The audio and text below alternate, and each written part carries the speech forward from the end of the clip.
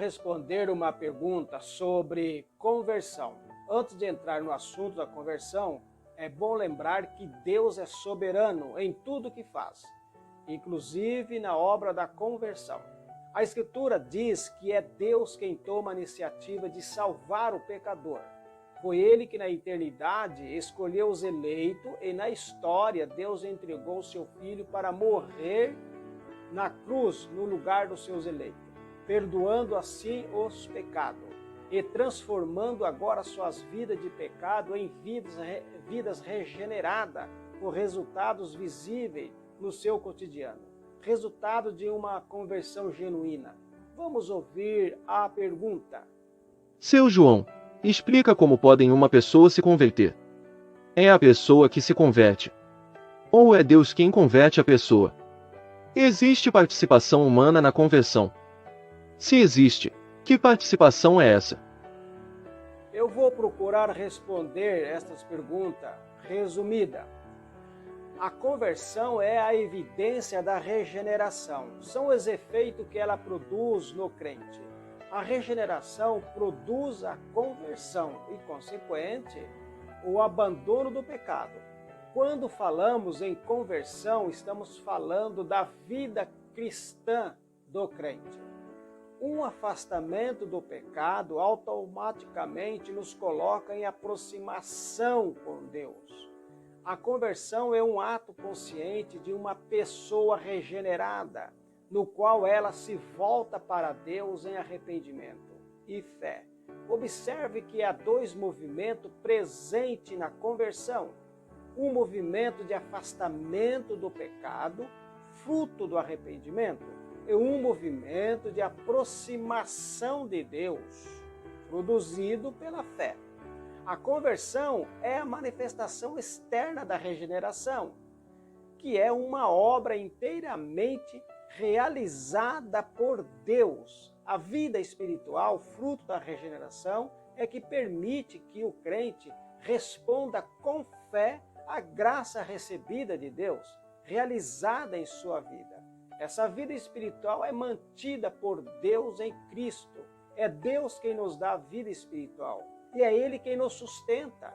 A vida espiritual é sustentada e fortalecida pela ação do Espírito Santo. Paulo afirma em Efésios 3, 14, 16. Jesus disse também, eu sou a videira e vós os ramos. Quem permanece em mim e eu nele, esse dá muito fruto. Porque sem mim nada podeis fazer. João 15, 5. Certamente esta ação soberana de Deus, concedendo e sustentando a nossa salvação, a nossa comunhão em Cristo, envolve nossa conversão. Tanto o arrependimento quanto a fé são dádiva santa recebida do Senhor. E o homem tem participação na conversão? Ouvimos na pergunta. A participação do homem na conversão é crer e arrepender-se. É uma ação radical. Virar-se as costas para o pecado e voltar-se para Deus através da fé em Cristo. Jesus resumiu o que os homens devem fazer na conversão, quando ele ordenou aos seus ouvintes: arrependei-vos e crede no Evangelho. Marcos 1, 15. O que significa se arrepender? Arrependimento significa reconhecer que nós somos pecadores. Atos 3,19. Arrependimento significa renunciar ao pecado e decidir obedecer a Cristo. Lucas 9:23 e também em Romanos 2:4. Arrependimento significa lamentar pelo pecado, regozijar-se e aceitar Jesus como seu novo mestre. 2 Coríntios 7:12 e Romanos 6:12, 23. Crer que você é um pecador e que merece a justa ira de Deus. Romanos 1:18 e também Romanos 3:23.